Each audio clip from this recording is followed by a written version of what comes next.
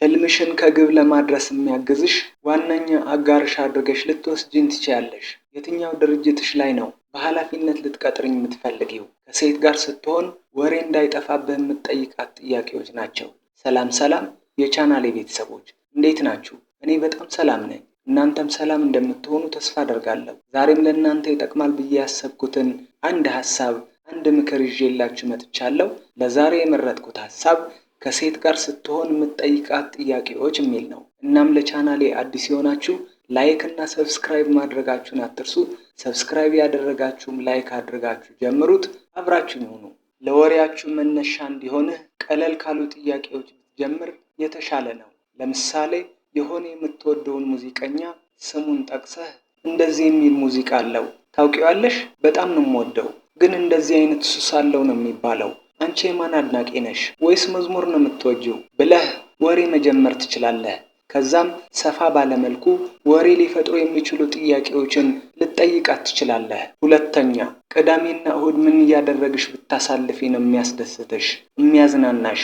ምን እያደረግሽ ብትውይ ደስ ይልሻል ብለህ መጠየቅ። እዛው ላይም ቀልድ መጨመር ትችላለህ። ተራ ቀልድም ራሱ መቀለድ ትችላለህ። ካልበዛ አንዳንዴ ችግር የለውም፣ እኔ አሁን አሸዋ ላይ ስገለበጥ ብውል ያስደስተኛል ልትላትም ትችላለህ። ያስቃታል እንጂ አያስከፋትም። ስለዚህ ነገሮችን ቀለል አድርገህ ካቀረብካቸው እሷም የምትወዳቸውን ነገሮች ትነግርሃለች። ለጨዋታችሁ ማሞቂያም ይሆናል።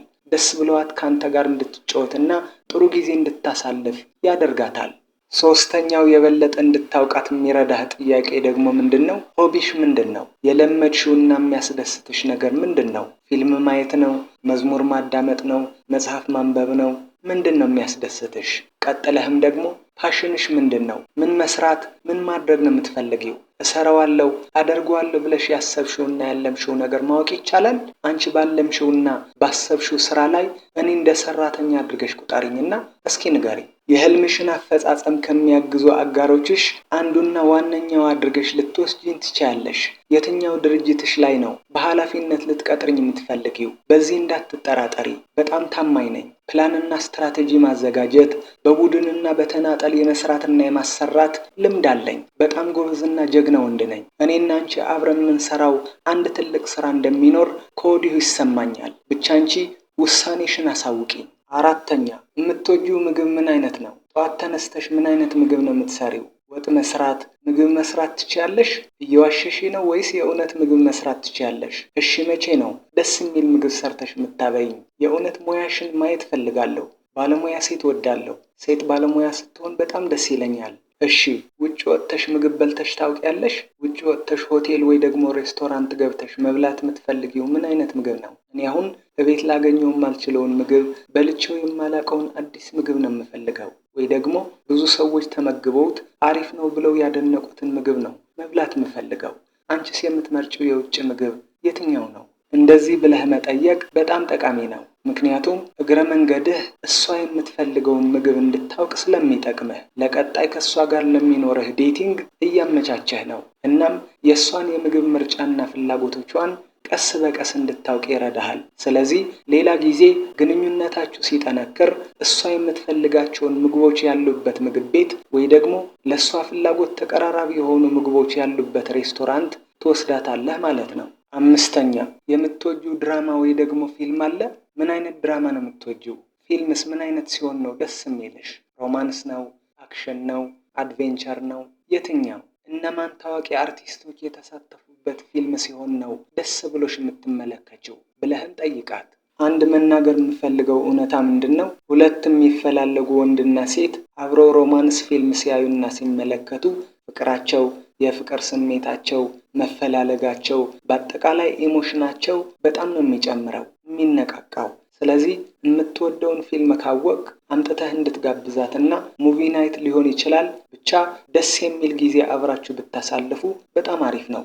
እናም ምን አይነት ፊልም ነው የምትወጂው የሚል ጥያቄ በሚፈላለጉ ወንድና ሴት ጥሩ ጥያቄ ነው። ስድስተኛ፣ በዓለም ላይ ካሉ ከተሞች በአንዷ እንድትኖሪ ምርጫ ቢሰጥሽ የየትኛዋን የዓለም ከተማ ትመርጪ ነበረ? ወደ የትኛዋስ ከተማ መጎብኘት ትፈልጊ ነበረ ብለህ መጠየቅ። አንደኛ ለጨዋታችሁ ማሞቂያ ይሆናል። ሁለተኛ ደግሞ ስለ እሷ ፍላጎት የበለጠ እንድታውቅ ይረዳሃል። ምክንያቱም ጥያቄውን ስትመልስ ከራሷ ሰፋ አድርጋ የምትናገራቸው የምታወጣቸው ቃላት አቅሟን ያገናዘቡ ወይ ደግሞ ያላገናዘቡ ፍላጎቶቿን ከአንደበቷ ለማግኘትና ይበልጥ ትክክለኛ ማንነቷን ለመረዳት ይረዳሃል። ሰባተኛ ሴሌብሪቲ ክራሽ አለሽ? ያንቺ ሴሌብሪቲ ክራሽ ማን ነው? ሴሌብሪቲ ክራሽ ማለት የምታደንቂውና የምትወጂው የምትመኚው ተዋናይ ወይ ደግሞ ታዋቂ ሰው ማለት ነው። ስለዚህ የእሷ የወንድ ሳምፕል ብላ የምታስበው ወይ ደግሞ በጣም የመሰጣት የወንድ አርአያ ብላ የምታስበው ወንድ ማን ነው? አንዳንድ ሴቶች ለትዳር የምትመኘው ወንድ እንዴት ያለ ነው ተብለው ሲጠየቁ እንደ አባት የሚሆንልኝም ይሏሉ። አንዳንዶቹ ደግሞ ከልጅነታቸው ጀምሮ የሚመኙት ታዋቂ ሰው ተዋናይ ወይ ደግሞ ሙዚቀኛ አላቸው። እናም ከሱ ጋር የሚመሳሰል ወንድ ነው የሚፈልጉት። ስለዚህ ሴሌብሪቲ ክራሿ ማን እንደሆነ ጠይቃት። ስምንተኛ የፍቅር መሰረት ነው ብለሽ የምታስቢው ወይ ደግሞ የምታምኚው ነገር ምንድን ነው? ፍቅር ይህንን ሊኖረው ይገባል፣ ፍቅር ላይ ይህንን ማግኘት አለብኝ ወይ ደግሞ ፍቅር ይህንን ሊያሟላ ይገባል፣ ፍቅር ማለት ይህ ነው የምትይውና ለፍቅር የምትሰጪው ዴፊኒሽን ወይ ደግሞ ገለጻ ምንድን ነው ብለህ ብትጠይቃት አንደኛ ስለ ፍቅር እንድታወሩና ደስ የሚል የፍቅር ስሜት ውስጥ እንድትገቡ ያደርጋል። ሁለተኛ ደግሞ ስለ ፍቅር ያላት ግንዛቤና ለፍቅር የምትሰጠው ትርጉም እንድታውቅ ይረዳሃል። በመቀጠልም ጓደኝነታችሁ እየጠነከረ ሲሄድ ቤስት ጓደኞችሽ እነማን ናቸው? ካንቺ ጋር ያሉ ካንቺ ጋር ሲሚላር የሆኑ ሴቶች እነማን ናቸው ብለህ ብትጠይቃት ይህንንም ጥሩ ጥያቄ ነው። ምክንያቱም በዙሪያዋ ያሉትን ሴቶች አይተህ ማን መሆኗንና ምን እንደምትመስል ልጅቷን ለማወቅና ለመረዳት ይጠቅምሃል። ዘጠነኛ የልጅነት ትውስታሽ ምን ይመስላል? እስኪ ስለ ልጅነትሽ የምታስታውሽው ነገር ንገሪኝ። ትምህርት ቤት ሊሆን ይችላል፣ ሰፈር ሊሆን ይችላል፣ ከእናትሽ ጋር ሊሆን ይችላል፣ ከጓደኞችሽ ጋር ሊሆን ይችላል። ብቻ ከልጅነት ጊዜሽ የማትረሺው የሚያስቅ የሚያሳዝን ወይ ደግሞ የገጠመሽን አስገራሚ ነገር ካለ ብታካፍይኝ ብለህ ብትጠይቃት ስላሳለፈችው ደስ የሚል ጊዜ ስታወራ ወደ ጥሩ ስሜት እንድትገባና ያሳለፈችውን የደስታ ጊዜ እንድታስታውስና ደስተኛ እንድትሆን ያደርጋታል። አስረኛ ከቤተሰብሽ ጋር ያለሽን ግንኙነት ምን ይመስላል ብለህ ጠይቃት። ምክንያቱም ሴት ልጅ ከቤተሰቧ ጋር ያላትን ግንኙነት ለወደፊት ሕይወቷ ትልቅ አስተዋጽኦ አለው። ሴት ልጅ ከቤተሰቧ ጋር ጤናማ የሆነ ግንኙነት ሲኖራት ከጥሩ ቤተሰብ የተገኘችና በጥሩ ፍቅርና እንክብካቤ ያደገች ከሆነች ጤናማ ቤተሰብ የመመስረትና ኃላፊነትንም የመቀበል አቅም ይኖራታል ተብሎ ይገመታል። 11ኛው ልትጠይቃት የሚገባ ጥያቄ ደግሞ ምንድን ነው? ለሚቀጥሉት 5 ዓመታት ወይ ደግሞ 10 ዓመታት ምን ያቀድሽው እቅድ አለ? ምን ለመስራት አስበሻል? ዝግጁነትሽ በምን ላይ ነው ብለህ ብትጠይቃት ይህንንም የበለጠ ስለሷ እንድታውቅ የሚረዳህ ጥያቄ ነው። ምክንያቱም ልጅቷ ምን ለመስራት እንደተዘጋጀች እንድታውቅ ይጠቅምሃል። ትዳር ለመያዝ ነው ያሰበችው? ለመማር ነው? ለመስራት ነው? ምን ለመስራት እንደተዘጋጀች እንድታውቅ ይረዳሃል። ሌላው ደግሞ ምን ቢኖርሽ ትመኛለሽ?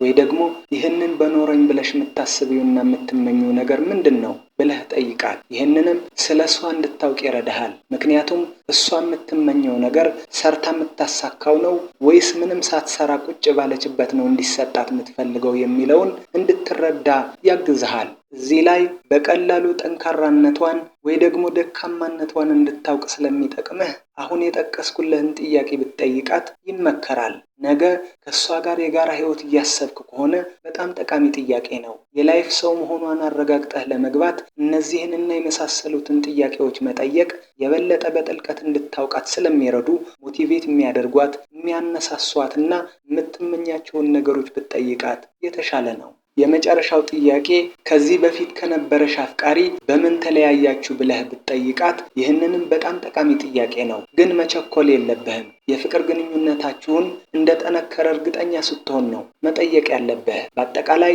እነዚህ ጥያቄዎች ወሬ እንዳይጠፋባችሁ የምትጠይቋቸው ጠቃሚ ጥያቄዎች ናቸው። በመሆኑም መች መጠየቅ እንዳለባችሁ እየለያችሁና ላላችሁበት የፍቅር ደረጃ የሚመጥኑ ሆነው ስታገኟቸው ብቻ ነው መጠቀም ያለባችሁ። እንግዲህ ለዛሬ ያዘጋጀሁት ሐሳብ ይሄን ይመስል ነበረ። ላይክ እና ሰብስክራይብ ማድረጋችሁን አትርሱ። ከተመቻችሁም ሼር አድርጉት። የተሰማችሁን ኮሜንት ላይ አስቀምጡልኝ። በቀጣይ ቪዲዮ እስክንገናኝ ቻው ቻው፣ ሰላም ሁኑልኝ።